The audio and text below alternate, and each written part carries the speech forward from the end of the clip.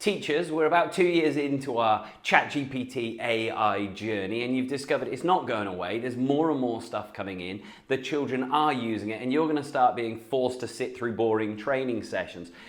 I've been screaming it for 2 years. That's really ironic because even if you hate it, you are already the expert, far better than that technical person stood in front of you. Watch some of my videos if you want to find out why, but here's someone else who's a lot more important than me explaining exactly why. I hope this message will get through. Teachers, you're the experts.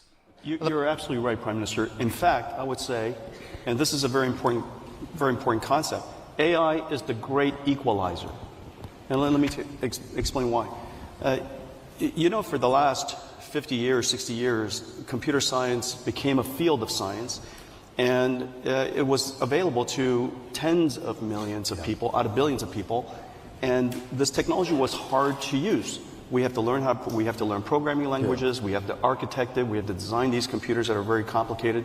And so tens of millions of people were able to benefit from this particular field, but now, all of a sudden, there's a new programming language.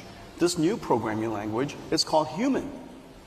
Most people don't know C++, very few people know Python, and everybody, as you know, knows human.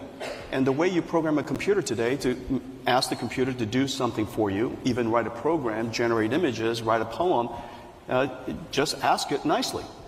And the thing that's really quite amazing is the way you program an AI is like the way you program a person. You say, you are an incredible poet.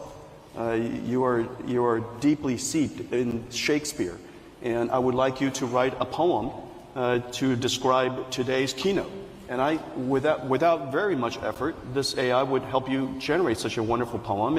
And when it generates it for you, you could say, I feel like you could do even better.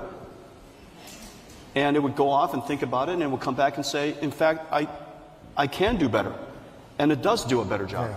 And so this way of interacting with computers, I think, is something that almost anybody can do. And I would just encourage everybody to engage it. And just as the Prime Minister said a second ago, almost every children is already doing that themselves naturally. And this is going to be transformative.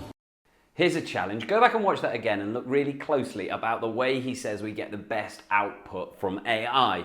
We communicate with it in language. We have patience. We encourage it. Now think about who has that skill set. Which group in society has been doing that for hundreds of years?